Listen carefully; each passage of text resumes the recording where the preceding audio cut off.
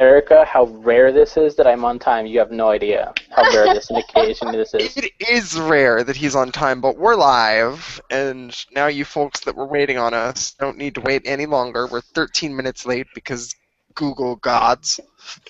Okay, Hey, Eric's are here. we? Oh, here we go. Okay. Welcome back once again, Erika. Thank you for having me, guys, even though I'm a technological disaster today. Hey, it's okay. I don't think it's your fault. I think it's more Google's fault. Let's blame Google. Let's go with that. It's so easy to blame Google, and they can't do anything about it, and they probably know where I live. They can't. They can turn off this podcast, like, you know, with a thought, probably. I would assume. I will assume the problem is that you're basically like Kitty Pryde, and whenever you touch something, like a computer, it like destroys it. Yeah, and it just breaks. You're just like, dang it. If my problem is that I have superpowers, and that is, I'm okay with that. That's the opposite of a problem. Anyway, let's get this party started. Yes, yes indeed. Chris, go ahead and tweet that we're live, and I'll post on the Facebook page. We can do this right. Wait, first I'm going to take a Vine video explaining to everyone that we're live. Of us. Do it for the Vine. Backwards Compatible is live. That's my Vine video. Are a special little snowflake. Yeah, well, you know what? Yes, I am. And we're going to go with that. Alright. So it goes. At least I have an outline to follow. That's right, and you should follow it to the letter. Greetings! I'm afraid to follow and welcome the letter. to episode 35 of Backwards Compatible. We're what now? We're an emancipating group of 3 with a passion for nerdy things like video games, comics, anime, the whole works. And Chris has altered the outline just to mess with me. Last week, we introduced ourselves as Happy Meal toys or some variant. This week, let's do characters and things from Chrono Trigger since it's that game's birthday. That's right, Chris! Do some damn research. D is written on the outline, fuck Toriyama. And I did write that. Fuck you too. I love you too, John. You're the best. The dream seeker of this podcast. I'm the most powerful weapon this show has, but I'm locked behind 2 horrible foes. If you see me, your life gets an alternate ending. You probably require way too much work to get, so I can get a gold trophy. It's true. Chris, I'm very curious to find out what you will say in response to this particular intro. I am Chris, a.k.a. Wildcard Corsair, and I am the Goku hair of this podcast because it's Jesus. In every goddamn game. Oh, yeah. That's fine. There's Goku hair. I looked up a picture of the game, and there's, bam, red Goku hair right up in front. He really is determined to prove this point and to make sure that, you know. Yeah. I love her because she has props. I do have props. I have props too. You're gonna wish 21st birthday to Chrono Trigger? I mean, that is insane. It's the 20th. It's insane that time passes. But it's insane that a thing was made and time has passed in a proportion amount to the 21 if we number. Celebrate some anniversary of I don't know. You don't even know what I like. Look what kind of a friend are you? You don't even know what I like. What is a game that I can just attack Chris over? Fucking Persona 4, let's do that. If we can celebrate the anniversary of Persona 4, we can It's too new. It's too new. Hey. Nobody celebrates the anniversary of... Persona 4, the PlayStation 2 game, is not, so shh. Even that's like less than 5 years. Erika, introduce yourself. My name is Erika, and I'm also known as Hello Neo on Twitter. And in terms of Chrono Trigger references go, I would be Ayla. Yeah, she is the little cat girl for the that you wouldn't or wolf girl I should say if you didn't know that. And I feel like that's appropriate because she is a kick-ass leader of a tribe, and I am the oldest sibling with two younger brothers, so I too know what it feels like to constantly be at war with reptilian creatures. Very nice. That speaks highly to the grooming habits of your two younger brothers. It does. It speaks really accurately.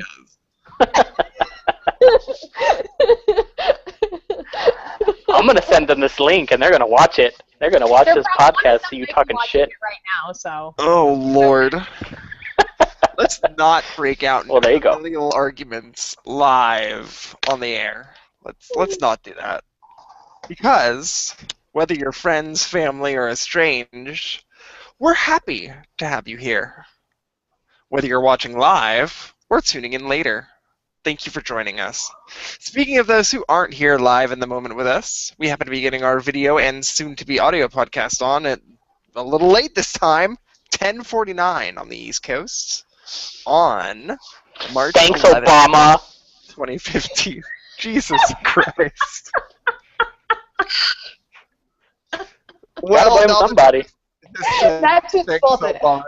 I thought we were already blaming Google, but Chris, since you've already just jacked the limelight away, you have a new segment here to introduce, so go ahead and introduce it. It's basically time to get to know your backwards compatiblers. Compatibilists. I don't really know how to say that. Anyways, so it's story time. I'm going to tell a little story about me, and then hopefully my two lovely co-hosts will also have an equally fascinating story to tell. And basically the theme for this one is, have you ever been accidentally cool, or I guess accidentally badass? And if you do have a story, you can go ahead and type it in to the questions bar, and we'll read some good ones. Anyways, mine is this. That goes for the audience, by the way, who Chris did. Yeah, well, yeah. Your participation. Talking, you can tell us if you're cool, too. Or not cool. You can tell us how you anything. Rose to the top. You can tell us about how you killed a guy one time. And we do not ensure confidentiality, but you can tell us. Very true. Very true. We're not priests. Yes, no, we have no loyalty to you. I'm far from holy, and what you say will be read publicly for YouTube. Bear that in mind. Forever and ever. The look on your face really did it for me that time. All right, so story time. This Yes. happened to me in my senior year of high school. I was dating a girl, and she was, quite frankly, my first love. She left me, she dumped me so she could join the army, which is something very few people can say, I think. But anyway, over the summer break, I was pretty heartbroken. I was ready to move on to senior year, and I had a summer job. And I was working this summer job at a place that's pretty close to another high school. We went on our lunch break over to a McDonald's that's right across from the school. And you know what? It had been long enough. I figured, you know what? It's time to get back out there. I saw a cute girl. I'm going to talk to her. So I worked up the nerve, and right as I did, she walked back to school for, I guess, summer school or something. So I followed her on campus, found her in some little area, and I said, hey, what's up? I'm Chris. You know what? Do you think I could get your number, call you sometime, maybe we'd go out? And she was just like, oh, sorry, I have a boyfriend. So I was like, you know what? All right, whatever. That was my try for today, whatever. Walking off campus, and a security guard goes, hey, you do not belong here at school. And I was like, well, no, I don't go here. I'm just hitting on this girl, man. And he's just like, nah, you got to come with me. So he takes me, and I had my friend with me also. He takes both of us over to the, I don't know, security, the campus police guy closet. It was a really small room. And this is where it gets funny.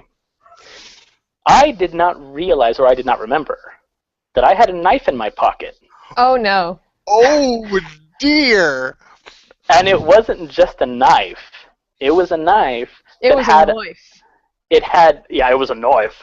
It had a 4-inch blade on one side, and the other side was a 4-inch spike, and they both folded into the center. Chris went to fucking jail. So Oh my God. he's patting me down, and he's like, "Do you have anything that you should tell me about?" And I was like, "I have a knife." And I was like, "Oh," it's like it hit me, and I'm like, "Wow, this is not going to end well." So he pulled it out and he looked at it and he's like, this is whatever. I'm just gonna throw it in a drawer and let you go. But then he saw the spike and he like looked at his fellow officer man, and his fellow officer man looked at him, and they started pulling a book out, and they looked in the book and they're like, "We gotta arrest you for this." Framed this day. We've been measuring knives in inches until we found one long enough that we could arrest someone for. Pretty much. I bet it made their day. I bet you they were so happy.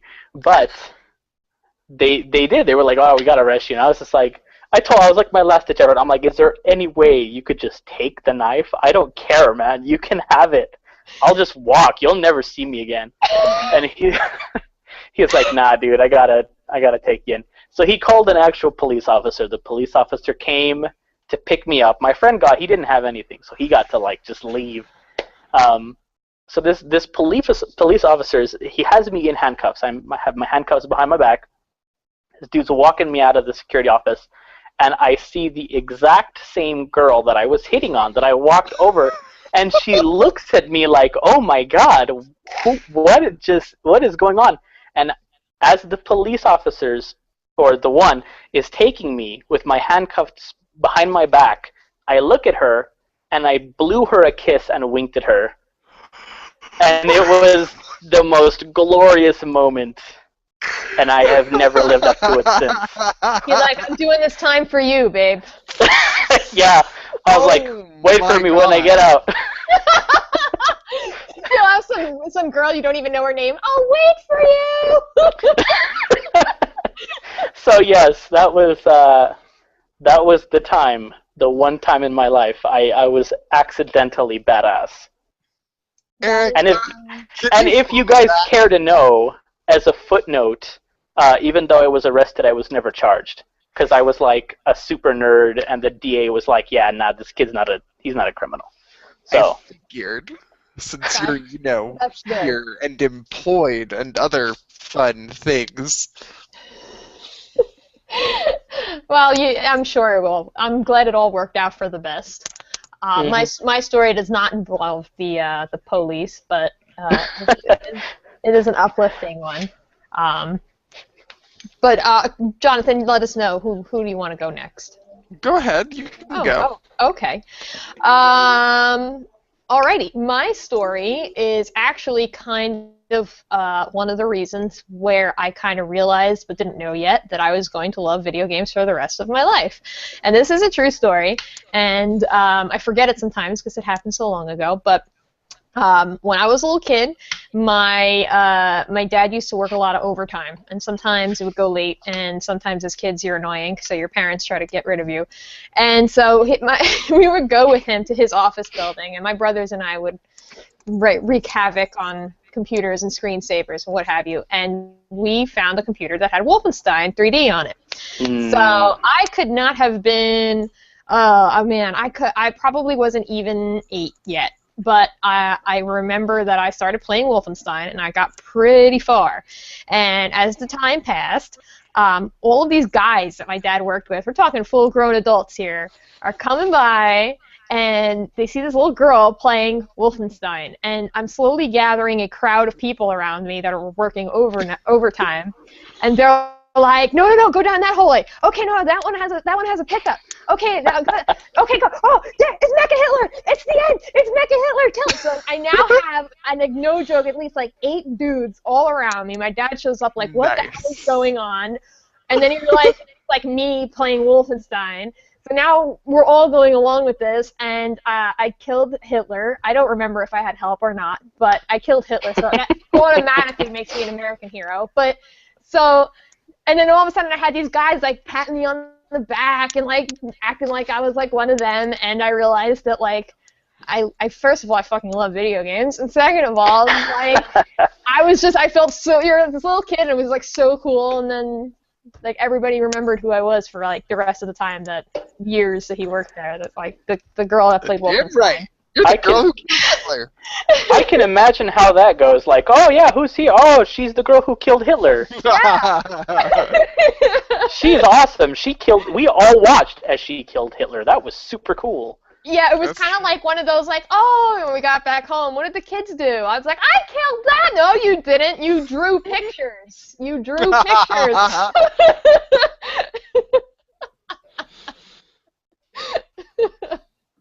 That's my story. So, just real quick, I guess, because I do actually have something that is considered accidentally cool. So, like, me. There's not much to me. There hasn't been much to me since I was real small. I've always, like, dressed up in the Shovel Knight shirt and been geek chic, like, for real. I took the hottest girl in school to homecoming, and I have no idea how the hell I pulled this off. This was prior to meeting my girlfriend of 10 years. This is my junior year of high school, and I met her my senior year. I wanna give you a little tip right there, John. If you want to earn points with your lady, you call her the hottest girl in high school. That's what you do. Hey, she hadn't arrived yet. The thing about the girl in question that I'm about to describe is she's a little closer to my age. My girlfriend and I are actually separated by 3.5 years age difference. So when I say she was the hottest girl in school, I can still qualify that It's because still safe. Holly hadn't arrived yet. Nice save. Yeah, it's quantifiable. It's true. Anywho, I took like the cheerleader volleyball type of girl, which is not my MO. I don't know if you fit the bill here. I don't know what you're talking about. That Shovel Knight shirt just screams magnet. I'm certain. You were wearing the Shovel Knight shirt in high school? Because it seems like time No, Chris. No, I traveling. was not. Okay, that would have freaked me out. I was wearing a shirt like it. Listen, Chris, people barely understood Inception. Let's not go into, like, let's not. This ain't Ocarina of Time. Yeah, or Ask. Like, no. Yeah, who came first, John Connor or the Terminator? We don't know. It was John Connor. I took the hottest girl in school to homecoming because I happened to be the first person that she met in our homeroom class or whatever. So I got, like, close to her before all the preps who bullied me all throughout middle school did. And I ended up just, like, on a dime because I wanted to, like, impress my parents or something, asking this girl to homecoming, and she said yes. So I made her keep me a secret and keep who her homecoming date was a secret. And, of course, as prep folk do, they had this big, huge party. And all the people who bullied me were all in the same room. Carrie walks in first, and whoa! Her name was Carrie. Yes. Because they made a movie about that, and it was awful. And she was not the hottest girl in high school. No. Not spelled that way at all. Anywho, he walks in first, and I walk in next, and as long as I may live, I will never forget the look on their face when I was the person who walked in the door. Holy shit. Because they treated me nice and everything, and I had the perfect opportunity to, like, get them all in trouble because they brought beer to the homecoming dance, and I, like, I made eye contact with the school resource officer, the same kind of police officer that would have accidentally almost arrested Chris. No, he did arrest me. I made eye contact with him. That happened. I nodded, and like I made gestures like I was gonna turn them in, and then I didn't turn them in, and they left me alone for the rest of the night. That's my story. Wow. That was good. Yeah, I'm glad that it did not involve like any pig's blood and burning buildings. No. Yes, just exactly. the looks on their faces. That's all I needed in my life. That was the only burn that was going on. What? Whoa, nice. Oh man, yeah, but you know what? High five John High Yeah, five, John. seriously. Everybody needs a moment like that in their life. Like 6, 7 months later, I met the girl I'm still with. So hey, don't bother me none. I'm just trying to help you out, buddy. That's all. I'm just trying to look out for you. Mm-hmm. Now that segment is over, we'll get into the usual stuff and begin with our now permanent guest host person in light of Charlotte's absence. I think when Charlotte comes back, it's going to be me, Chris, Charlotte, and Erika. And there will be 2 ladies on this here show to balance out the 2 doodly dudes. Yes, we have no plans to kick Erika to the curb, so That is correct. do not worry. So, Erika, why don't you tell us what you've been doing? Okay. I've beat Hyper Devotion Noir today, which was great. It is the perfect strategy RPG light that you might want to play if you're not one of those people that's like super good or has lots of patience for strategy RPGs, because they range from this is baby frolics to this makes me want to run into traffic. So this is like right in the middle, and I kind of compared it to Jeanne d'Arc in the sense that it's easy enough to kind of run through if you want to, but there's challenges there if you want them also. Jeanne d'Arc was a strategy RPG way back on the PSP. Don't know if it's on PSN, but it was good. I liked it. What else am I up to? I would like to give a shout out right now while I have the camera part of the screen I can give you a the camera little part of beam. the screen anytime you want, Erika. We can also take it away Yes. if you misbehave. Well, let me do You my watch yourself. Go ahead. This is a shout out to a game that has come a really long way. It started out as a Kickstarter. It like blew past its goal and now is being published by Adult Swim Games. It is called Rain World, and you can follow it at Rain World Game on Twitter. Its devs are Yor and James, and they are working really hard on it right now. But I just got access to the alpha, and I will talk about it more next week when I can play it more. But I played some of it today, and it looks awesome. So that is coming out PC first, but they're aiming for all consoles as well. And you should really go take a look at it. It is 2D side-scroller puzzle platforming. If you like Limbo, Ori and the Blind Forest, pretty much any platformer I can think of, you will probably like this game.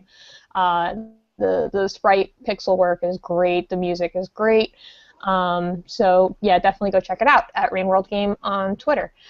Other than that, that's pretty much all I've been up to. I'm waiting for Atelier Shally to get here and Tokyo Twilight Ghost Hunters to get here. So those are in the mail. Ah, the post. The post office. Oh, the post. Speaking of things that arrived in the mail, hey look, I have a limited edition Xenoblade Chronicles 3DS. Oh, get out of here.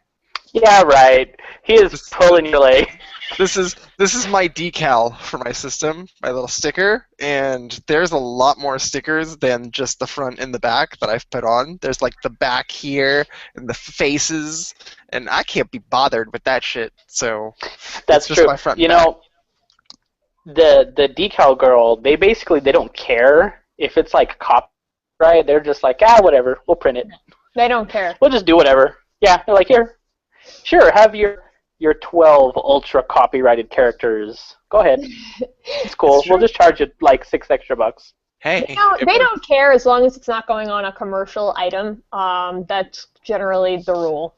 You know, like if you're putting this on your van for your business, like first of all, they're probably not going to be responsible anyway. But you know, on your 3DS, they really don't care. If you're putting Xenoblade characters on your van for your business, tell me what your business is. I want to give you my money.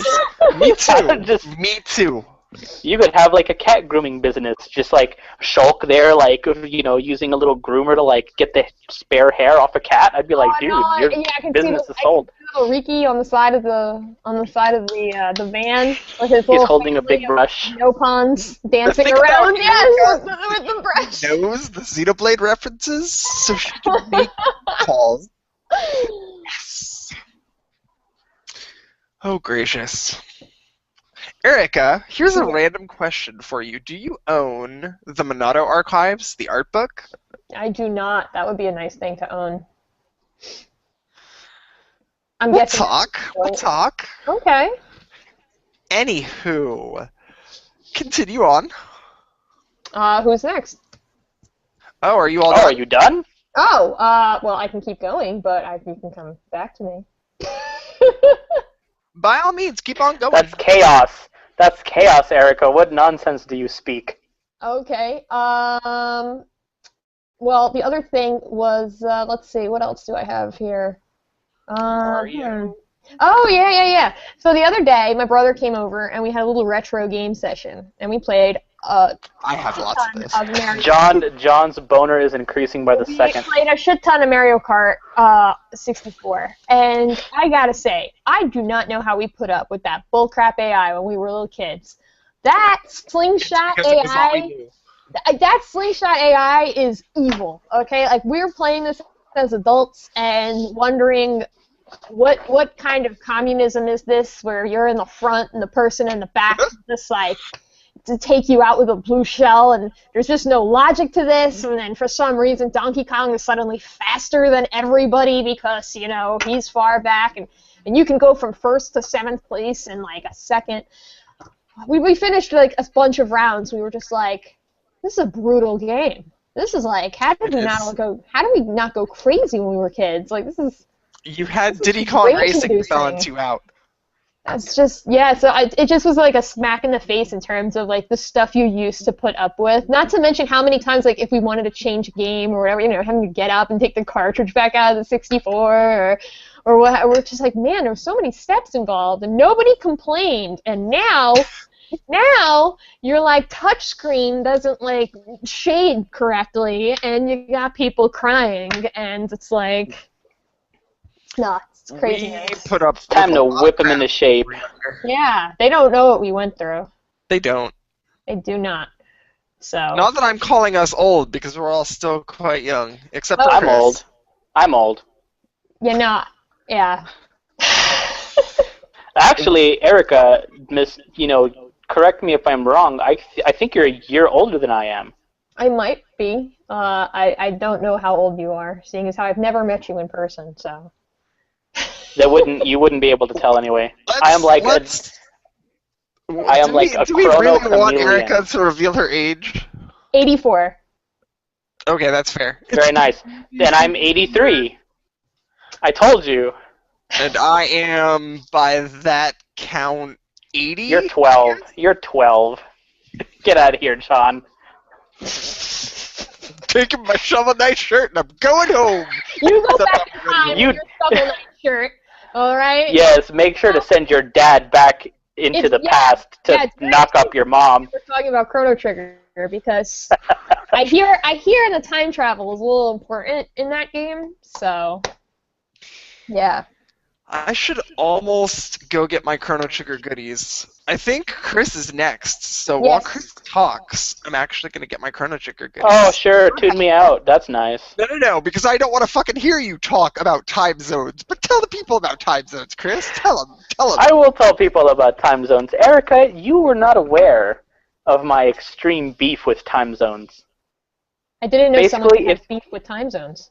If time zones were a person, and there was like me, and there was like a street, and then across the street was time zones, the personified time zones, I would dart across like rush hour traffic to deck time zones in the face. We would go to blows, me and time zones. Like we would fight. You know, it would be epic. Are you talking about time changes or time? No. Time zones. Time zones. Okay. And I will spare John one more minute of agony because I know he gets his little panties in a twist whenever we talk about time zones. Listen, I'll reveal my boxers, sir, to the entire internet if you keep fucking with me. Hey, it's your metaphorical panties, okay? Don't get your panties in a twist over that. Jesus Christ. All right. So now that we punch time zones in the face. Charlotte posted a really cool article that a scientist, there's actually a scientist out there in the world, multiple might I add, who were like, you know what, maybe we should get rid of time zones, and proceed to talk about every goddamn thing I have talked about why we should cancel time zones. So I have scientists are talking to me. Responded to that article and to you with LMAO STFU. May I once again echo your wife? LMAO STFU. Hey, she puts out, man. I don't know. I can't accept that from you. I can accept it from her. He's not going to bite. I don't know unless. Listen. Exactly. I am not dumb. I am not an idiot. Battle ready, Chrono, Robo, and Isla, and they're all going to kick your ass. Dude, no offense, but if it was me versus that little plastic toy, I'm pretty sure I would win. I'm pretty sure his foot would win against that plastic. Yeah, me too. Like, all of Chris wouldn't even have to show up. It would, you know, his hair alone. That's right. That just set the main on there. I have the elusive Chrono Cross clock. Oh, that's cool. It's good times. Do you wear it around your like necklace on your chest? I have, and let me do some mediocre rapping. Show up. This is my gate key, which is from Fangamer. He's not laughing. Net or .com? Is it .com or .net? Fangamer. I don't know. Seriously, that whole thing was wasted on him. I'm aware because I'm not indulging you with your little jokes. No. Oh, John. Oh, Chris. Anyway, this is my gate key from Fangamer something, and they sell these as keychains, but I liked it so much. It's around my neck. And I bought one for Charlotte. She's got one just like me. We're best friends who wear the same necklace. We're cute like that. And she also calls you Horseface Higgins. Right. She does. And that's okay. Just so it evens out, I assure you that that evens out. It does. Anyway, so let's get back to other things that make Charlotte proud. And one of them is me playing more Monster Hunter. I actually was pretty productive. You know, I beat some monsters. One of them was a gigantic, amorphous shark monster, which if you want to hear more about that, I actually have an article that is, I think it's funny. I've been told it's funny. I read it. Like, it's not like, laugh forever funny, but it's funny. Oh, okay. All right, I'll take it. But either way, that should be going up on Game Podunk. I think in the next couple days. I don't see why not. So if you are interested, I will retweet a link to that from the backwards compatible Twitter, and you can read about my time versus the Street Shark Zamtrios. I don't know. It's ridiculous. Like, imagine the weirdest boss fight, and then imagine something even weirder than that. And that's basically what I did and wrote about. So it should be at least decently amusing. You're a Street Shark, Chris. God, do you remember Street Sharks? What was wrong with the 90s? I do. It was literally Teenage Mutant Ninja Turtles was like so huge. They were like, guys, what if we did the same thing but with sharks? Wasn't their slogan taking a bite out of crime or something like that? No, that's McGruff the crime dog. Oh, I don't. McGruff? Wow. That was McGruff the crime dog. I can't keep track. I'm hoping that all of our viewers are as old and dated as we are right now. McGruff the crime dog. Ninja Turtles was telling me to beat up sewer rats in the subway. No. They were teaching me to training me in ninja arts. Then I had Street Sharks that were fighting crime or something. I'm still unclear. Scruff McGruff. I don't remember the point. Scruff McGruff was telling me not to buy drugs, and I still remember that goddamn phone number. Scruff McGruff, Chicago, Illinois, 60652. Don't know the area code because you didn't need those back then. That's how old it was. And then we had Joe Camel, who was telling us to buy cigarettes and kill ourselves. So, what was wrong with the 90s, man? Dude, just, you know what?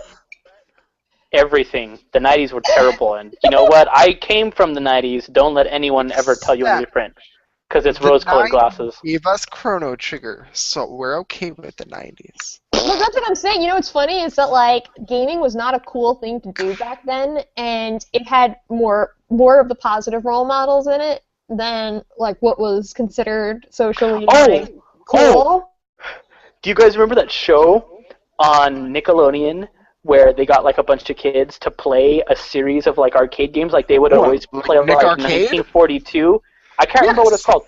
But they every time they used to play, like, 1942 and, like, all these games. And, like, at the end, I guess whoever had, like, the highest score amongst all the games got to, like, run around a traffic cone and yell at their parents for their obsession paying off for once. Okay. I'm sorry, that was awesome. Like, I don't really remember a whole lot. All I remember that it was great. I know what Nick Arcade is, and I'm sure that various members of our audience may also know what Nick Arcade is after I brought it up by name, but that was probably the worst description of the show I've ever heard.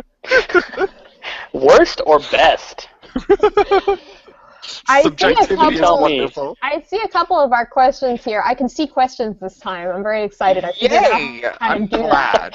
Go ahead and read. One of them says that Street Sharks were the bee's knees. So, Tim, can you please tell us what the hell Street Sharks were about? Because none of us remember. But him using the term bee's knees automatically disqualifies his opinion. Yeah. No, it doesn't, because I use the term bee's knees, and Tim and I are brethren. I rest my case. He also said that, fun fact... Rest it on this dick, Chris. Yes! He also says that, fun fact, Mario 64, the 150cc all-cup speed run world record, is 28 minutes and 21 seconds. Wait. I'm going to go assume that's true. But did you just slip into your New Jersey accent and say Mario? Yes. Because that's how you fucking say it. Oh, God. Let's not. Dog, coffee, Mario. What else? Hey, he is an American plumber invented by the Japanese. I don't think we can count. He's Italian. The Italian pronunciation. He's not Italian. He has a brother named Luigi.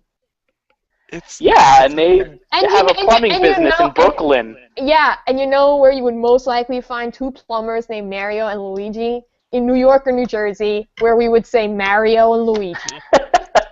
I'm just saying, the Japanese have no idea, so it's... Even in their own commercials, they say Mario, so I can't... the argument is to rest. Listen, if fucking Charlotte can harp on me for pronouncing it Melbourne, or tomato and not tomato, we can harp on your New Jersey accent. I'm sorry. You can harp on it all you want, but, you know... It doesn't mean it's going anywhere. It's true. And I'm endearing. With it not going anywhere. But it's endearing.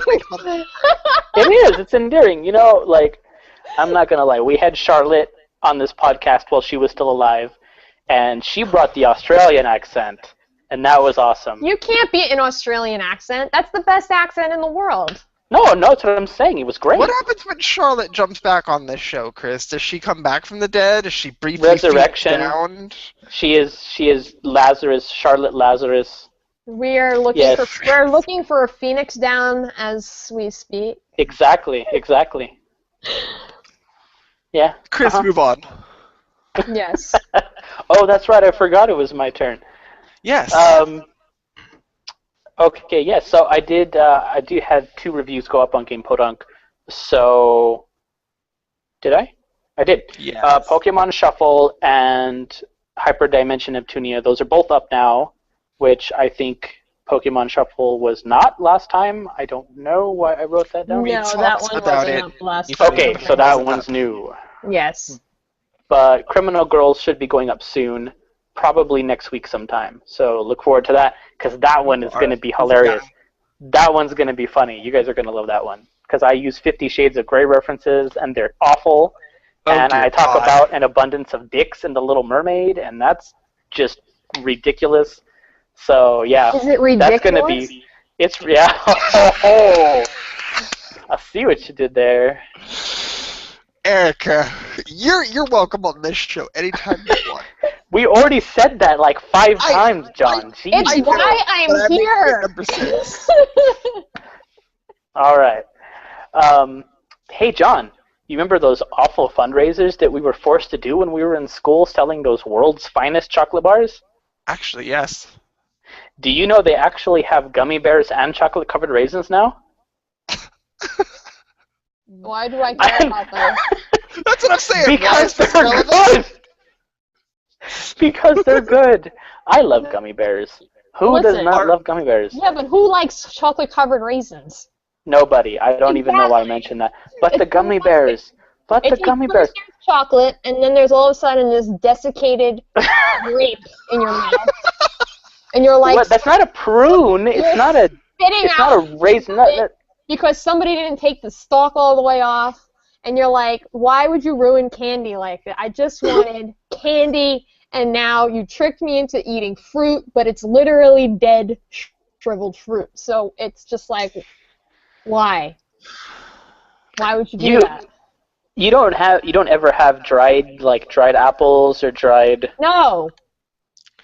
What's wrong with you? Ladies and gentlemen, if you disagree with Erika's taste in food, no matter when you happen to be listening to this, send your hate mail to feedback.jhiggins@gmail.com, and let's not jhiggins@offbrainfall.com.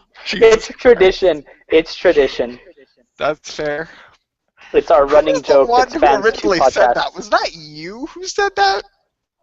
Yes, because it was the first time that I guess spotted on the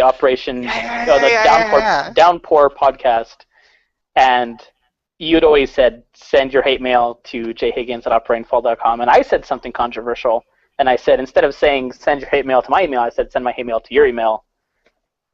And we had a laugh. We did. We had several, and now you hate it. And look, see, time changes us all. It's okay. Time. Time. Anyway, go on. But yeah, so they have gummy bears now, and I think they're great. If those dudes come knocking around your house, I think you should probably buy some and try them out because they're good. I haven't had a solicitor at my door in years, sir. I live in an apartment complex. I don't know if you know, so people can't go run around knock in. That is the best place to go solicit anything. Is an apartment complex. Especially because they have no soliciting signs right on the door. So you have that added thrill of doing something you know you're not supposed to be doing. Like so anyone it suddenly in their went from boring fundraiser to like Mission Impossible. Hey. Have you heard about Genova? That's an F7 reference. Yes. Anyway, speaking of food, and food is awesome, I went to this place called French Fry Heaven. Gonna go ahead and throw that up there. Boom! French Fry Heaven. This is a place. Can you guess, John and Erika, perhaps what they may sell at French Fry Heaven? Pizza pie. Chocolate-covered raisins. You are both wrong. No, actually, predictably, and yeah, they sell French fries. That's pretty much all they sell. They literally have like 30 different kinds of French fries. They have regular, sweet potato, and you can get different kinds of stuff on it. Like they have French fries that they put like ranch and liquid cheese and bacon bits and like little chives, and it's like a loaded baked potato fries, and they give you two, and it's like this little bouquet. It's so good. It's 11:27 at night. Don't make me hungry. What the fuck Dude, are you doing? It's so good. It's so good. So they have baked tater, Cajun, and something I have no idea what the fuck this is. Paying you on the side? Are they sponsoring this show? Is there something I don't know about? French Fry Heaven corporate office, if you're watching this podcast, pay me in French fries. I will accept that. Oh, of course I'm telling you right now. Because you don't have to fucking share it with either one of us. What the fuck are you doing? I bet you probably have one around where you live too, John. I'm trying to tell you, like, as a person, French fries are near and dear to, I think, probably everyone's heart. And I think that if you go and you find one, you can experience the same joy and ecstasy that I felt as I put one of these like fried potato bits in my mouth. Fair enough. So what have you been doing, John?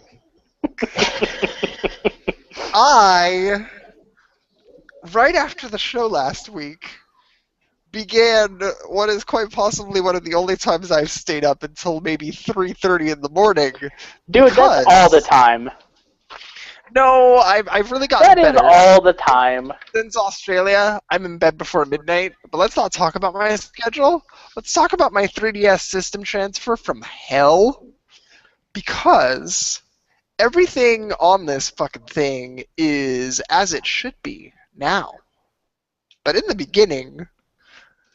So for those of you who don't know, the Nintendo method of transferring software from one 3DS to another 3DS is perhaps the most archaic, convoluted mess to ever exist. It involves sacrifices, praising pagan deities. It really does. I tried to explain circle this. of salt around your old DS so that none of the demons come out.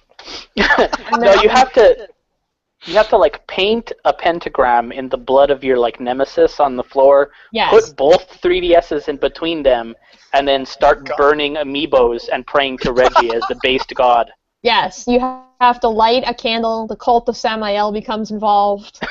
You are your floor just turns to rust.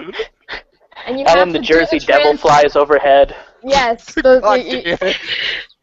He's got to get that Jersey Devil reference in an episode. He does. Mm-hmm. Anywho,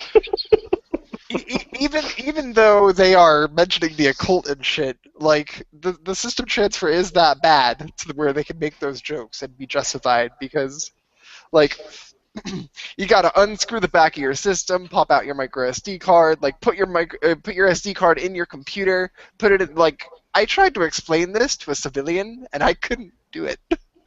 But anyway, I go to transfer my software, which all goes off without a hitch, to my knowledge. And then I go, like, my system is organized by folders and shit. Like, you can fucking see right now, I've got all of them, like, in folders and shit. So I go to open up the folder, and some of these little game spots here are missing, and there are not games where there should be games, and I'm like, what the fuck is happening right now? On a slight tangent, John, put your 3DS back up and show us all your folders while they're closed. It's gonna pop up as a different theme now, I think. Oh, do you have it on rotating? Well, I do. Oh, bummer. Because you wanted to see that slowpoke, right? I did. The folders conveniently cover his crotch when they're on the bottom row. Jesus Christ. Seriously the most hilarious thing. No, it's so funny. I love the implied. That slowpoke theme is beautiful. It is the theme worth owning on the 3DS. But you know, it's funny that there are so many things that are being done by game companies that are both forward-thinking and on the other hand so backwards. And Nintendo seems to always take the route of going backwards instead of taking a few steps forwards and using technology. They seem to be becoming more and more afraid of it. And you can see what happened, like where they wanted to keep this child-friendly environment with the whole picture sharing thing, and then they disabled that feature because of like a few people that had to ruin it for everyone, and this is why we can't have nice things. But, instead of recognizing their older audience, they just, we're just going to take it away. And then they did the same backwardsness with this new 3DS, which is just idiotic. And it completely ignores how businesses do anything, especially with the trade-in programs, because you need one system to move to the other system. Yuppers. And so that's Nintendo's problem. And then, like, on the same hand, you have things like Microsoft, who can't handle the technology they're bringing out, and they don't know how to handle it. And I had this on my outline. I forgot to bring it up, but it really pissed me off, and I'm going to bring it up. I will certainly let you go. Xbox Live has a rewards program, and if you have Xbox Live Gold, and you might know what I'm talking about, but it's not, you sign up for it separately for some reason, and you earn rewards for doing things like buying games through Microsoft, pre-ordering. They have all different kinds of things. One of them was for Evolve, which was pretty sweet. You got 15,000 points for pre-ordering Evolve through Microsoft, which translates to $15 back, which is not a small amount of money. It's like a free game on Xbox Live. So their points were, and this is all over their forums right now, the points are not depositing into people's accounts when they say they are. And when I contacted Microsoft customer service, Xbox customer service, each one kept shunting me to a different department until finally they said, we do not have a dedicated department that deals with the rewards program. You have to leave a comment about this on a forum, and you will be responded to in 24 to 72 hours. I was like, are you kidding me? A forum? Oh my. What? Why can't I just get on the phone with someone and say, can I have my points? Yes, no, why, please? Like, it's just, it's a 2-second conversation, and it is just, they don't want to handle it. So, you know, they want to act like they're so technologically advanced, and they like to brag about, oh, we have all these things integrated. It's a one-stop entertainment center. But you have people in every other part of the world that's not America, which, newsflash, there's other parts of the world that are not America. They can't use half of these services because they're not set up internationally yet. So it's funny to see the polar opposite ends of technology going wrong. Because it's not just Nintendo. It's pretty much all three of them. Oh, yes. And Sony can't figure out how to stop getting hacked. That. Yeah. Listen, just seriously, spend a couple of dollars and buy a firewall.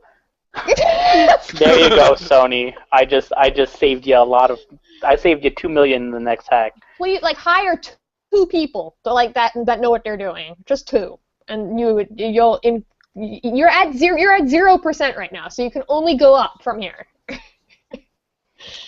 Footnoting my system. I think I know who's directly responsible for the how do you say the points program? Mm. Oh no. Oh god. We found it. We found it. There we go. Of course you did. Of course you did. Good old hashtag deal with it. So, the games were missing from my system, and I couldn't find them. And I was like, you go on the eShop, and they say that the games have been downloaded, and that they're on my system, but I couldn't figure out where the fuck they were. So I was like, okay, I'm going to, one by one, for over 30 games, start backing up the save data, deleting the games from my system, and re-downloading them. Which you can imagine is a very time-consuming process, and why I was up so late, because I did it for my 3 retail games that were missing, Star Fox, Devil's Survivor, and Majora's Mask. After I was done downloading the 3 massive, huge retail games that took maybe an hour and a half of my time, I just so happened to zoom out on my system, and I found all 30 of my missing games wrapped up in cute little present boxes over there off to the side. Because with a nice little fuck you tag on them. Basically. The entire night, people were like, oh, your SD card must be malfunctioning. If your games are missing, like, we can't help you. Like, I don't know what's going on. It was the system transfer. All my games were there. All my games were fine. They just got shoved off to the side and wrapped up in cute little present boxes where I couldn't see them. But the weird part about it is, and I will go publicly on the air and say this, the last bit of money that I spent on the Nintendo eShop before buying my new system was for Theater Rhythm DLC. And I paid $1, and I know for a fact I will go to my grave and swear on my girlfriend and do things I shouldn't do, because I am that certain that my account balance was $54.20.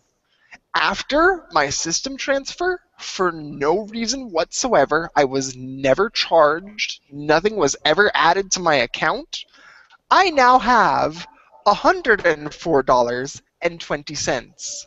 I have no fucking clue where this $50 came from. For all I know, it's fucking Nintendo saying, "We're sorry we wasted your time that night when you transferred the systems and See, wrapped all your shit in this is present when bad boxes." technology works in your favor. They probably have some weird backup system where it thinks that like you lost your credits or that you had deleted them from your old system, and then it like replaced them on the new system without having a way to check. Honestly couldn't tell you because it still baffles me because I bought like a Kirby theme and I actually used the money and I was expecting it to just randomly deplete from 100 back down to 50, but no, it never depleted. I just got use it really fast, like before they I am like 99% sure that there is a Monopoly card that is exactly that. That is like Nintendo screws up your system transfer, collect $50. Like I'm sure that that's a card in Monopoly. Or in Nintendo E3 Bingo. Apparently Street Sharks were about streets having sharks on them that rode on rollerblades and looked cool.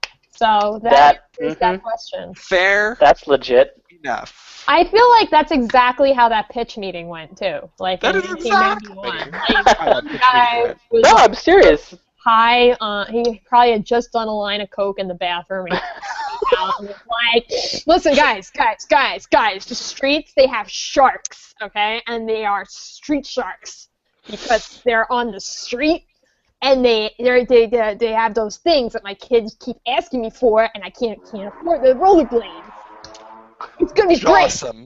And that was it. And then we're gonna have a villain that is called the Splicer, and there's gonna be a gigantic spleen that Rose uses a robot suit and controls an army of robotic pirates. And I'm sure none of that made it into the show, but I'm sure this was part of his pitch. Okay, I was gonna say, like, are you like naming off episodes of the show? Because that sounds fucking weird, and that's not the tricks I remember. So. No, I'm just saying it was an obvious ripoff of the Teenage Mutant Ninja Turtles. Like 100%, like it was shameless. Like they were just like. I never even thought of it that way. There's nothing wrong with shameless. I never thought of it that way because I was such a kid, so I was like in that prime demographic of just having shit stolen to me. So to me, it was just like more shit to watch and more shit that I can ask for because it's really an advertisement to get you to buy the toy and stuff. Yeah. Oh yeah. There are the Smurfs, but how many of you knew about the Snorks? The Snorks, dude. The Snorks were better. Never knew about what? The Snorks were better. The Snorks. Erika, when we get off the internets, Google. No, we're doing it now. Oh, it was like Christ. No, for real. It was like, you know how the Smurfs were like in this little village in the forest, and Gargamel always wanted to like either eat them or turn them into gold, and he could never really make up his mind. And now imagine that, but underwater, and no Gargamel, and there's not just one chick this time. There's actually multiple female Snorks. And there's absolutely no point to the cartoon. They just kind of swim around and blow air out of their little straw hats. They have like straws coming out of their heads. They look like Smurfs, but they're not blue. They're multicolored. And they have like straws. Little snorkels sticking out their heads that allow them to breathe underwater. It's the Snorks. Yes, even though technically a snorkel gets oxygen from above the ocean. I was going to say, don't bore the childhood mind with your science, sir. I feel like blue is like the color you turn when you're deprived of oxygen, so it would have made more sense for the underwater ones to be the blue ones, but, you know. Well, they were colorful, actually. They had all different colors. They were very colorful. There was a pink one, and a yellow one, and a brown one. It was true. The best part I don't think it was a racial thing. Like. Oh, so you mean it wasn't like Captain Planet? Where... Why did you have to go there? Why did you automatically go to race, John? Like, why did that happen? Why is it all about race now? Chris, coming from the person who has single-handedly dragged this show through the dirt on fucking 5, 6, 7 occasions, you're gonna sit here and say that shit to me? Do you see this face? Punk. Do you see this face right here? This is the face of a proud person. I am proud that I did that. I am proud. You're proud, and I'm proud to be a terrible person. There's some sort of insult, but instead, it's the week of platformers, ladies and gentlemen. I played some Donkey Kong Country. That game is hard as fuck. Yeah, I the played last one Ori I and the believe was Blind pretty well. Forest for half a second. Tell me about Ori. How is that? Ori is phenomenal. But I'm only basing me saying it's phenomenal on the portion that I played at E3 this past year, because to be honest, I didn't get to play as much of Ori as I would have liked today because I was distracted by a game that was thrown my way that I'll talk about in just a second. But I did play through the prologue, and it does run on my machine, which I was very worried about. I can't do like full screen and max resolution and shit. I have to make it like a little window on my screen so it runs perfect. Wow. But it's all good, and I can't wait to play it. But before I play Ori for a very, very long time, I need to polish off Axiom Verge for the PlayStation 4 and PlayStation Vita that's coming, I think, on March 31st. I don't know how much I can say about that game because it is embargoed. Basically nothing. Can you say what genre it is? Metroidvania-ish. It's the same. It's Metroid, folks. It is. Okay. It's the Metroid game that you want. It's the Metroid game that Zeo Drifter is kind of like. It's fucking Metroid. If you like Metroid games, look out for this one because I'm not gonna say a damn word other than this. But this is gonna be my freaking game of the year contender. I am having a blast with this fucking game. It is crazy how much fun I'm having. Yeah, the Metroidvania games seem to be, you know, I guess you would call Shovel Knight's considered a Metroidvania, right? Or is that just platformer? I think it's just a platformer. I think it's more NES inspired. Okay. Yeah, because you have like get plopped in this big open world, and the point is to explore it, while Shovel Knight is level based. Okay. But Metroidvania is an action game with an open world in the sense that you can explore it bit by bit, and there's various bells and whistles associated with the genre, like reaching a point that you obviously can't pass, and you'll come back to this point later and need to backtrack a little bit, and the various tropes associated with Metroid. Because I think that the general rule of thumb is that if there's an overworld, it's not a Metroidvania because there's no overworld in those games. Right. Yeah, I've always kind of wondered what the differentiation is between what Metroidvania versus platformer, because I guess technically they'd fall into the same genre, but obviously there's a difference. So platformer is like a Mario game where there is a world map, and you go level by level, and you beat the level, and you get to the goal or the star at the end of the level. That is your typical platformer. Whereas with Metroid, it's all dropped on there for you, and there's no level and no signposting. It's just this big, massively open world with no hub that you can explore. I guess the only kind of leveling up you get then would be like new weapons and stuff like that. That's correct. Okay, that makes sense. That's a good explanation. You learned something today. But ladies and gentlemen, with a PlayStation 4 and a PlayStation Vita, buy Axiom Verge. That is my short version of it. Holy shit. Buy it when it comes out. Buy it when it comes out. That's what I'm saying. All right. Look at that trailer. Watch that beautiful bean footage. It's phenomenal. You said you quoted me. You quoted me quoting a commercial, but yes. You still quote me. Yes. That's my Axiom Verge talk. That's all I can say until I get word that I can say more. It's good, people. It's really, really, really, really, really, really good. Really good. Well, I'll have to keep anything that comes to the Vita. I'm all about because I love hearing that it's getting and it's cross-buy. So if you buy it for the Vita, you can buy it on your console too. And if you buy it on your console, cross-buy? Have it on your Vita. Oh, cool. My brother's going to be super excited about that. Yeah. I think that's about it, other than saying, yes, I played some Theatrhythm and played with that DLC that I bought, and played Devil Survivor, and played Pokemon, and the normal stuff that I usually play, every single week. But, the platformers is where I was at this week, with Donkey Kong Country getting my retro on, and with Axiom Verge getting my different kind of retro on. Yeah, there's It's another platformer week. platform. Speaking of platformers, I think there's a game. It's not like, yeah, it's a gameplay trailer, but I believe it was up at PAX East, and I'm pretty sure the name of it is Devil's Gambit, and that looks fantastic.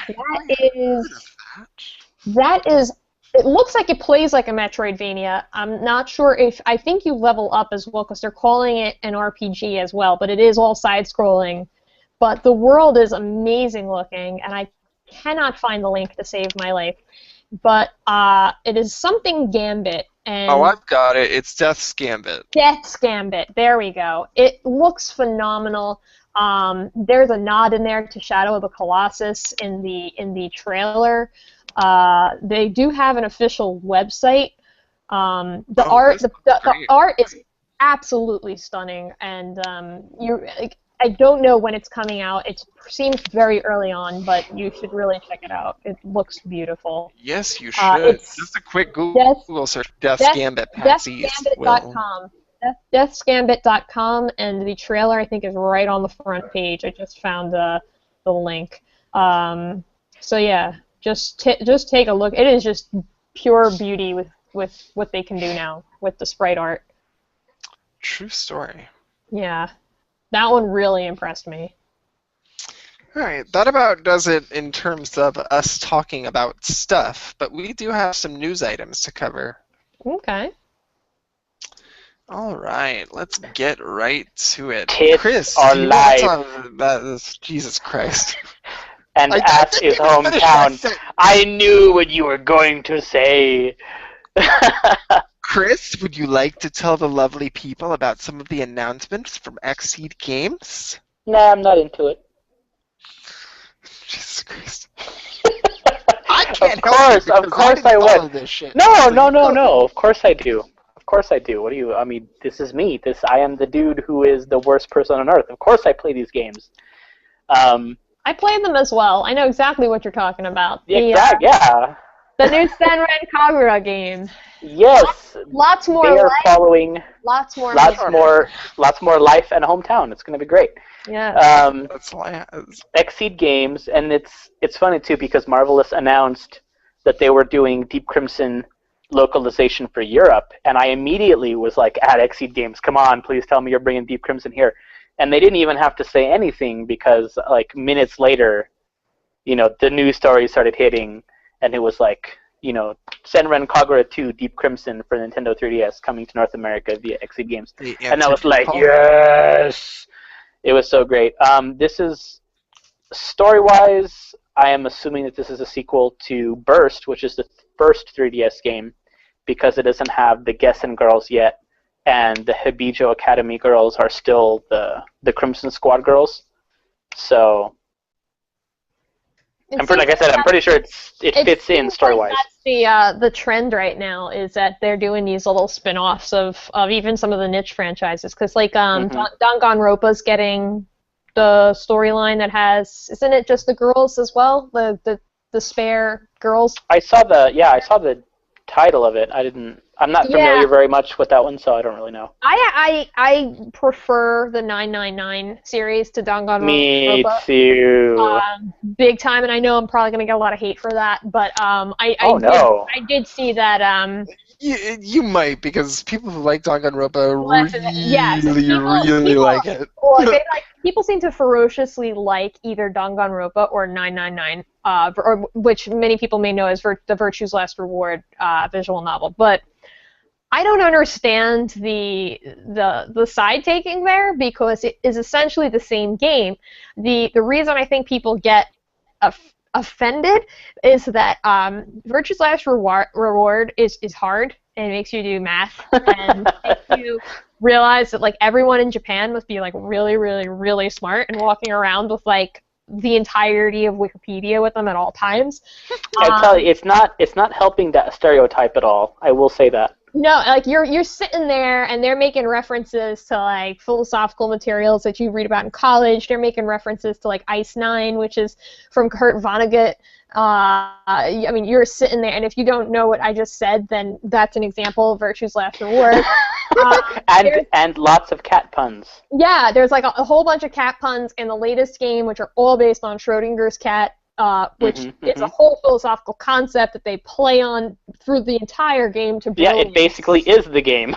Exactly. I mean, I've never played a game where I'm like have long division going on because I'm trying to not look at the solution on GameFAQs and I'm trying to figure it out and I'm feeling like how much the school systems failed me in America. So that's the Virtue's Last Reward games. Now then I played Danganronpa and Danganronpa, however the hell you say that, the one with the bear, and it's like the young adult version of, like, you know, it's the teeny bopper version of Virtue's Last Reward.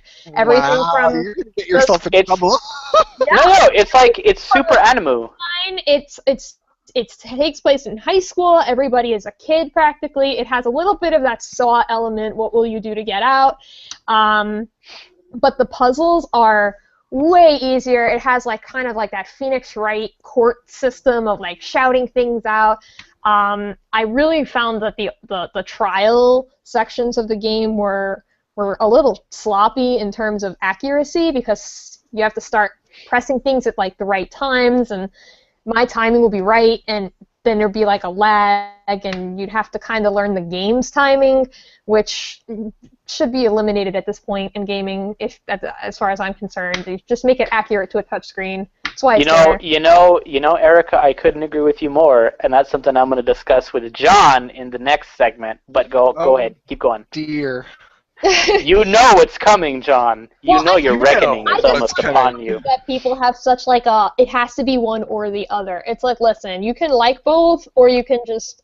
I never really had a hatred for Danganronpa. I just finished it, and I was really bored. The plot line I felt was super obvious, but I didn't hate it because it's like hating a young adult sci-fi book where you're like, I could see all the plot twists coming. It's like, oh yeah, because you're 30 and this is for 14-year-olds, so you know, I don't hate it, but.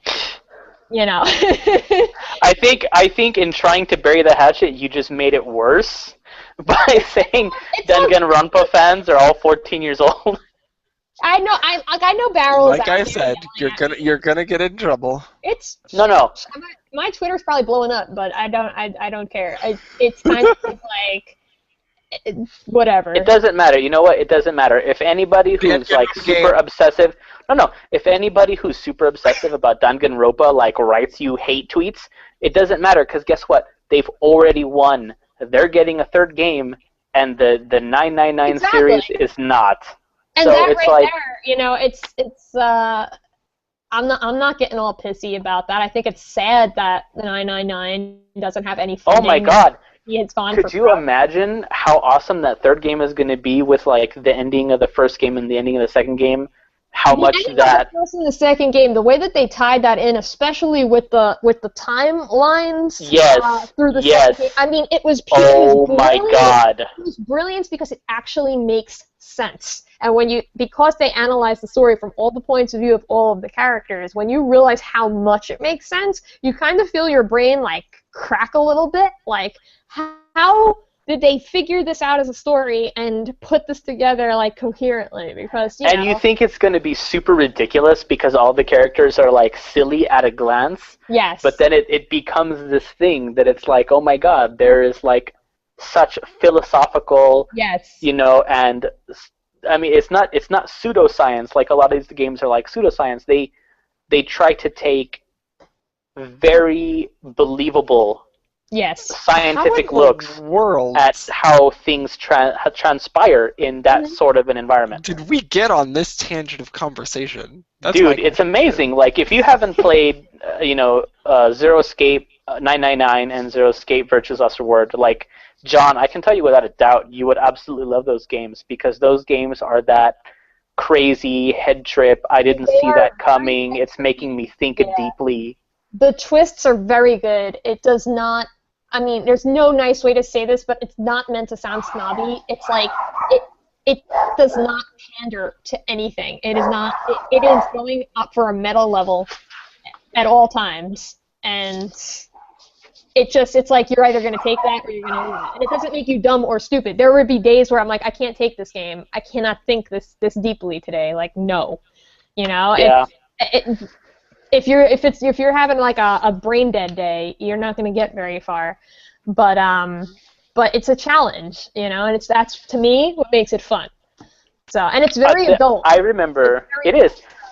I remember there's actually there's a puzzle in that game that I remember very clearly. It has to do with, I think you have to move blocks of ice around. The puzzle for people? I'm not spoiling the puzzle. You have to move blocks of ice around to get a key, and you can actually get out of the puzzle real quick, and you can examine it, and it tells you, like, oh, this is a puzzle or whatever. You could probably look up the answer and cheat, but I forgot what it says. Like, you'll feel stupid forever if you do, or something like that. It's really hilarious.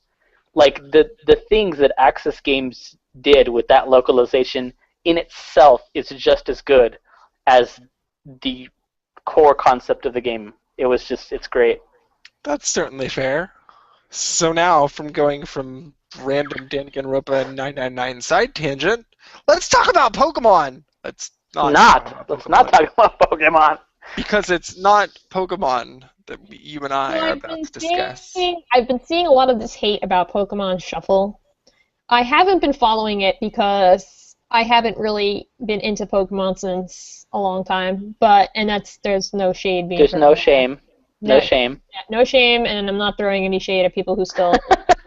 What does that mean? Throwing shade? What does that mean? Oh my God! What are you kidding me? Like, show is suddenly the fucking king and queen of over here. I don't know. I'm not 15 years old and living on the street with my parents' money and saying, "Hey, let me just buy whatever I have." Man. Jonathan, dude, whatever. Yes, I know what throwing people shade means. It means giving a dirty look, you know? You know when somebody says, this seems shady, or, you know, whatever? it's all from that. Anyway. It must be a northeast-southeast thing.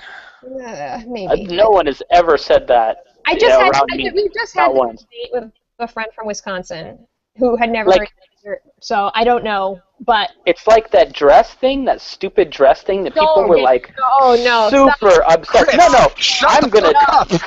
No. I'm gonna air my grievance here. No, you're I'm gonna air my grievance because I honestly don't even know what that's about.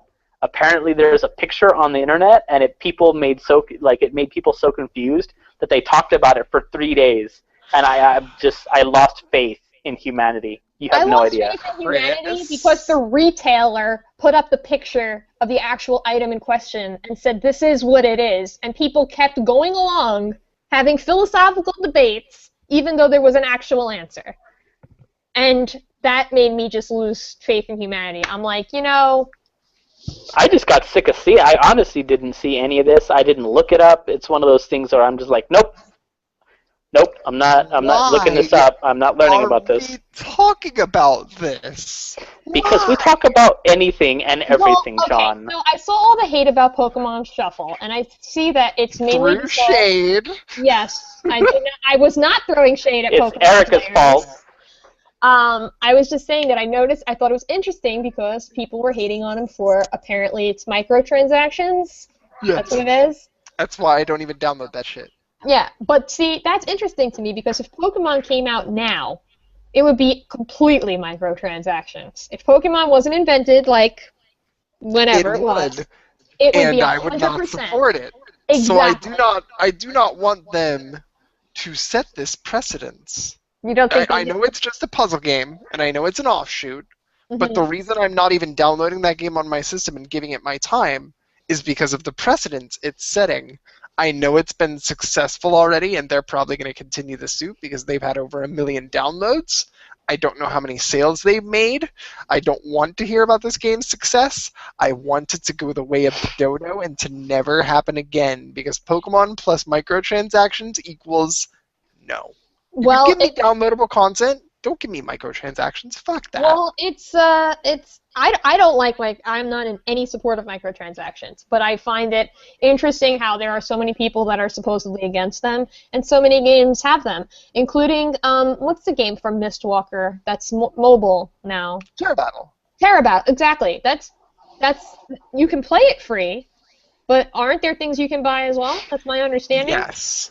TerraBattle does microtransactions well, whereas Pokemon Shuffle does yeah, and you can do them well, and you can do them poorly, but it seems to be that, every game wants to incorporate a microtransaction fee basis or schedule into, their existence now. And it's sad that that's becoming accepted, even though people keep saying they hate it, and they say they swear they won't do it. They do it. let me hear. I can give you guys like the 100% perfect answer because my review did go up. I'm going to tell you right now, Erika, if you haven't already read it, I gave it a 3. Okay. I gave it a 3. I do not hate. 10 or 5? Out of 10. No, out of 10. Okay. Yes. I don't hate microtransactions. I don't. I actually play games that have microtransactions, and I do occasionally partake in them. A good example of that is Marvel Puzzle Quest from Demiurge Studios by D3 Publisher. That's on mobile devices and tablets and PC. That game is so fair with its microtransactions. It doesn't ask a whole lot of you, and it is that motivates me to say, you know what, I'm going to give these guys some money because they're not extorting me. And that's the difference in between something, say, like that, with microtransactions that I don't think is terrible, versus Pokemon Shuffle. The whole time you're playing that game, you genuinely get the feeling that they are extorting you for money. Like they're saying, oh, you like playing? Well, if you don't want to wait another 2.5 hours just to play another 10 minutes, then why don't you go ahead and pony up $1, and I'll let you have another go. I think that I don't like being asked for money. It depends. I guess it depends if it was free to begin with. But, I didn't like this structure even back when, like World of Warcraft and EverQuest and all these games, like going back, where you would buy a game, Final Fantasy XI, where you would buy a game and then you would keep paying money every month to play the game. I didn't even like then. So now when I see on cell phones, it's like, oh, I can pay and then I can play now, or I can wait 6 hours and then I get to play it again. It's like, that's just so weird to me, but maybe I'm just old. Yep. I think like I said, if it's done fairly, it's not a problem, and I have absolutely no problem with it whatsoever. When it's done in a way that it's it's imposing and it actually drains the fun out of the game because it's so limiting, that's where I have a problem. Because everybody has the ability to make money. They're giving you this game that you can play for free, but they want to try to get you to pay for it over time. Right. So instead of charging you $5 to download Pokemon Shuffle, instead they're saying, here is the game for free. We're hoping that you spend anywhere from $5 to $500 over the course of this game's lifespan. That's where I start to have a problem, because if I was to buy a Pokemon game, I wouldn't spend more than $40 for the game. That is correct. If I'm playing any game, even if it's free to play, a lot of times if you total up these microtransactions, I mean, depending how long you play the game or the depth or the extortion levels of the transaction, you can land up in the hundreds of dollars for a game that at cost would have only been maybe $20. And that's what they're going for. And that's ridiculous. It's like, okay, fine, you charge me microtransactions, but they should be 5 cents, not $1. That starts to add up real fast. Say the word Pokemon, and we got on this Pokemon Shuffle tangent. But what we're actually about to talk about isn't Pokemon related at all. Well, I mean, it kind of is. No, it is, because that's why I find there's been 2 big reactions, which is just Pokemon Shuffle, because people are like, how dare you, and this is not what Pokemon is, and all of that. And the other time I saw it come up was with Evolve. Evolve came out, and there were so many people asking if the game itself was a scam, because there was things that exist in every other game. There was day one There was a day one season pass that you could get. There was day one DLC, which was the pre-order bonus anywhere. So basically, it was like if you hadn't pre-ordered, you could get the DLC. Now, granted, the DLC is overpriced, and I'm totally on board with that, because it is.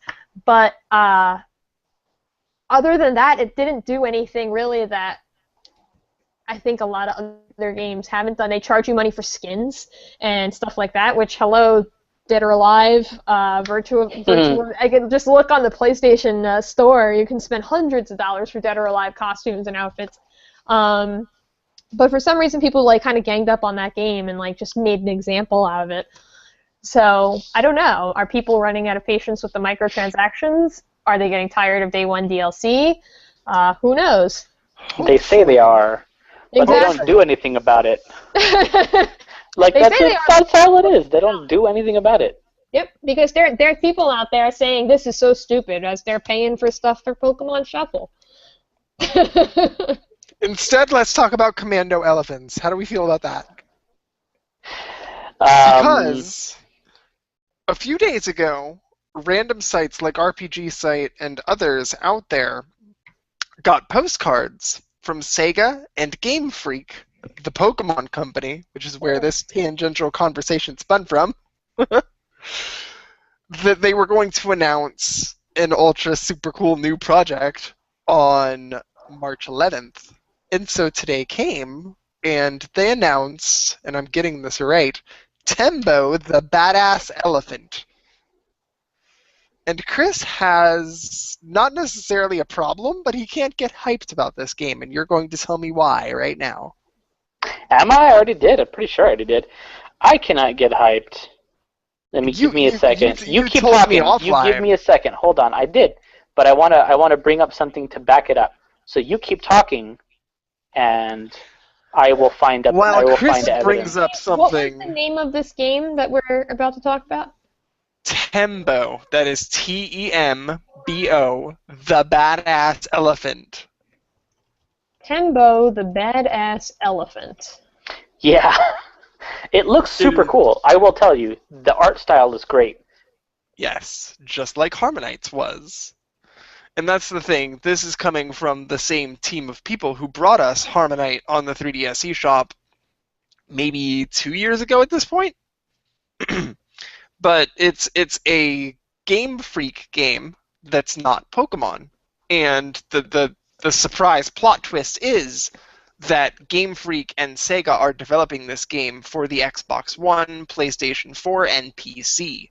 Wii U has been excluded from the list of first-come, first-served platforms. So Wow. Nintendo fans are up in arms because they synonymously associate Game Freak and Pokemon, and there are conspiracy theories all over Twitter and the internet that Game Freak and Nintendo are having a falling out, and oh my god, Pokemon's over, and Nintendo's going to give Pokemon to a real developer now, and all this other sorts of shit that I just read, get the popcorn, and laugh, and have a good old time. Because Game Freak, while they did create Pokemon and are still creating Pokemon games, that's not the only fucking thing they're capable of doing. They made Pulseman back in the 90s. They've made Harmonite. They made a little horse game that came out in Japan and didn't come out here. They have done things that aren't Pokemon, and they will continue to do things that aren't Pokemon, and they can put those things on whatever platform their heart desires. I think the quote that is winning for me right now, and just a basic internet scan of people have said about this, is the actual guy James Turner, who Why is this game not on Wii U? Why don't you tell us, Erika? Well, basically, his response to reactions about this game is so weird. Apparently, he was the guy behind that stupid-looking ice cream cone Pokemon, and I said it. Stupid. But his quote is, Tembo is an Asian elephant whose best friend is a military general. Yes, Turner, this is from an IGN article interview with him, and so that was what he said. And then IGN says, Turner tells us this without any sense of, yes, I know this is bonkers, but I also designed a sentient ice cream, and you were all right with that, so just shut up. That might be the best quote that I've read about this so far. Chris is a huge fan of the ice cream Pokemon that you just described as stupid, and Erika, let me just I do. say, from the love them, bottom actually. of my heart, It's because you want to eat Erika, him. I love you. I love you to death because you just dissed this fucking ice cream Pokemon because I am also not I'm a pretty fan. sure that's when So does that Pokemon mean- died for me. Was when I Does saw that- that like a dollar menu soft serve like Dude, Coke was if a if you show me where you can get 2 scoops for $1, then I will acquiesce to your little tangent there, your little bleh, but you can't. Okay? So there. Erika, you will always have a side with me. I'm glad because Dude. that's like that killed Pokemon for me. I I think have a Vanillux. On my team that knows Hail, Weather Ball, and the Ice Beam move, and what's that Chris, that Steel remember type how move? you were going to present me Flash? with evidence to the claim you were about to make? Why don't you do that and let's not talk about Vanillux again? How superior Vanillux is, you mean? Because okay, Chris, I can not talk about how superior Vanillux is. we've been on the air for I 90 can do that minutes. for you. We need to start wrapping this show up, so let's bring the Harmonite talk. Let's do it. Let's do it. My point is that I can't get hyped, and I can't get hyped specifically because when Game Freak is not doing Pokemon, they don't do as well. If you look at the scores for Pokemon games versus the scores for anything that is not Pokemon, it's a noticeable difference. And Harmonite is a perfect example because they made this game for the 3DS. They've been working on the 3DS for years. It's a rhythm game. Is basically all it is. Like, you don't control your character. Your character auto runs, and you get to either press this button to attack high or press this button to attack low, and you just got to do what you can do and occasionally jump. But they messed up the triggers. So you're going through these boss battles, and you've got this big dog that's like running down the thing, and it's going to hit you, and your only hope is to knock it away with this club that you have that looks like a musical note. But you can't freaking do it because the input for that button is so small. It is so tiny. You did on... Yeah, right. You did not. I can tell you right now. Because if... Hold this fucking thing up. I got perfect scores on almost every single level. Yeah, after how many tries? I don't know how many tries, but it got But more than one. But more than one. hang on, that is relevant, the number of tries, because that means that's just like what I was saying before, where it is not you learning to play the game well, it's you learning the game's timing instead of the game That's being exactly. programmed correctly. That's It's fair. like the old days where people could get through those Contra levels, and it's not because you actually had to be good at Contra, you just memorized where all the missiles and the bullets were going to come out. And that's fine if you're playing Contra or Ikaruga or whatever bullet hell game you want to play, but when you're playing a game that is like precise to the technology and trigger, tap, tap, whatever, it should be precise to your finger hitting that. Does Harmonite keep track of your number of tries? Because I can pull this shit up right now and verify. Try if you want. I'm just saying. Anyway, Chris, you keep on talking. The ability for you to press those buttons at the right time did not revolve around your ability to actually keep the beat. It revolved around you getting used to their ridiculously small window of opportunity to press that button. Yes. And it was their fault. It was a problem with the development of that game because mechanically it was broken. Mm-hmm. On top of that, like, I love the design of Harmonite. I love the concept. Even the story was like whimsical. It was light, but it was whimsical and it was nice. What I also did not like was the music, which is hilarious because it's a rhythm game. The music was just not up to snuff on like anything from the Pokemon series. Like, any Pokemon game generally has pretty fantastic music. And even the worst stuff in a Pokemon game is still good. In Harmonite, it's just generic and it's pretty bland. It doesn't ring. There's no memorization. There's none of those songs stick with you after you play them. And the best songs in Harmonite are songs from the Pokemon series that are bonus levels. Yeah, and see, that's a bad sign when they're basically pandering to you with their own franchises to get you to like the new franchise. It's backwards logic, you know. They Hmm. want to. They're I given like all the Harmony just money. fine. That's all I'm saying. They're given all the money for the things that make the money. But then when they have Yeah. to come up with an IP that's new so that they can make new money, they're given no money for that because it has no proven sales record. And, Hmm. obviously it doesn't have a proven sales record because it's never been fucking sold before. But the problem is that, and you can't, and then the other problem is you can't compare it to Pokemon. Nothing is going to sell like Pokemon. That's like saying, well, son, Red Dead Redemption didn't sell as much as Grand Theft Auto, so no sequel for you. It's like they're two different audiences. Like, why are you, it's apples and oranges. So, but that being said, you should still make it the same quality product as the other if it's going to have your name on it. Yeah, and for the record, I did enjoy Harmonite for most of it, but it does have these glaring problems. Mm. And it's those problems that make me less confident in Tembo the Badass Elephant, because when they're not working on Pokemon, it just seems like they don't have the same level of quality in their development.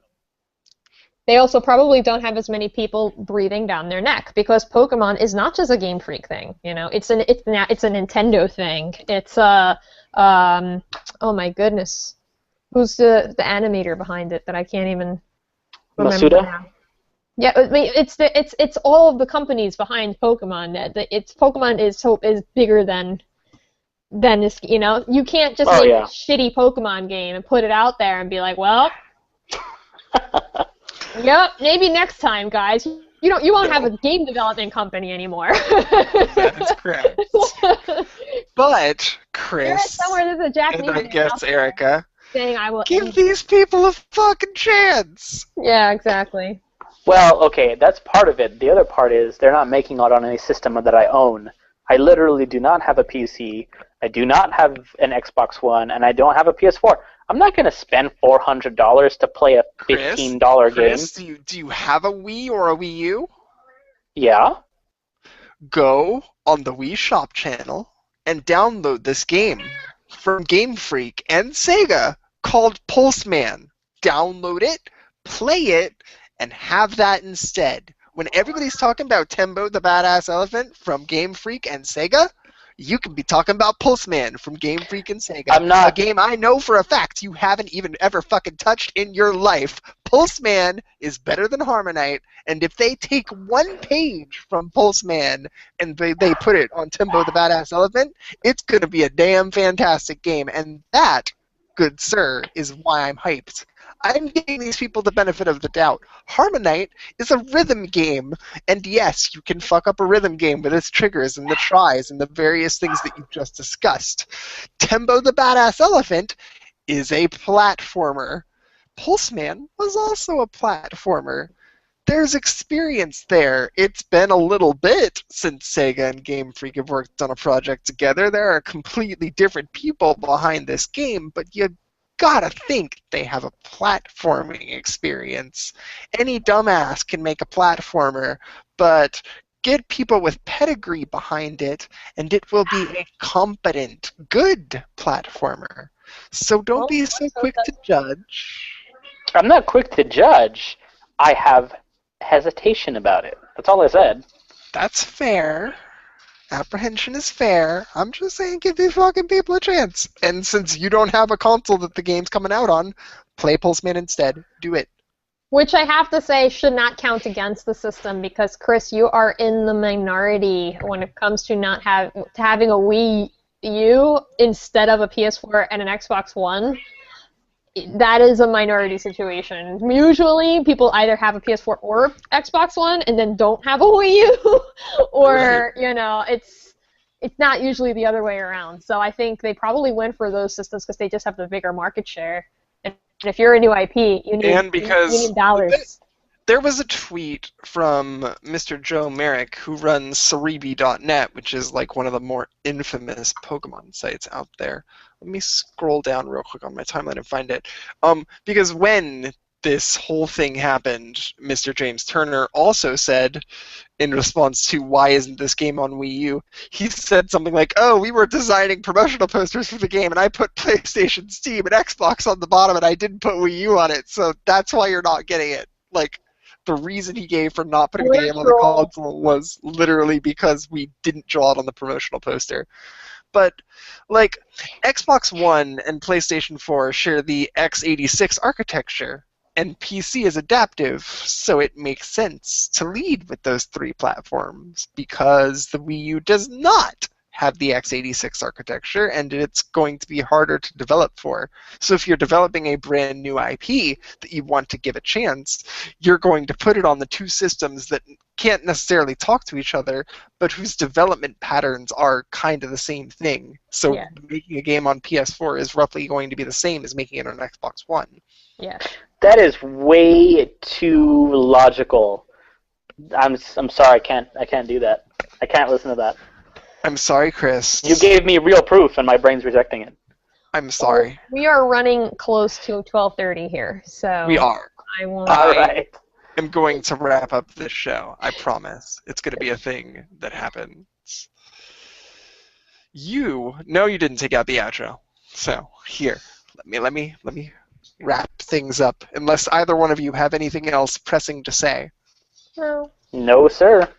No, it's mine. Alrighty. Well then. Oh, one more thing as far as news I brought goes. my amiibo buddy. Touch on for just a second. Unreal Engine is going to be free to use, and that is is that a songbird? Huge news. Yes, it is. For indie developers. Yay! Wasn't that Unreal like Engine, $80? free to use. Wait, Let what? us not talk about how much the songbird was. I was like, wasn't that like $80? Let us just look at the songbird. It is exactly like what you see in the game when you're running around and you see the little things the kids are carrying. There's and they always sing that little jump rope song. Songbird, songbird, see him fly. Drop their children from the sky. There's always a man. There's always a lighthouse. There's always an overpriced There's always piece of a man. memorabilia. There's always a light. Like to leave feedback for this episode or any of our previous episodes, if you would like to tell Erika to keep on coming back, like we know she's gonna, you can leave us an email at feedback.bcpodcast@gmail.com. Don't forget to follow us at bc_podcast on Twitter, as well as like and follow us on Facebook, Google+, Tumblr. We are everywhere. You can follow us individually on Twitter. I am at We Radical see you when you're sleeping. We know when you're awake. We know if you've been bad or good. So follow me at Radical Defect for goodness sake. Ha! Chris, where can they find you? They can find me at Wildcard Corsair. And last but not least, You can find me at Hello Neo, spelled with ones and zeros. I'll let you figure out where they go. that is your trial, your test. Yes.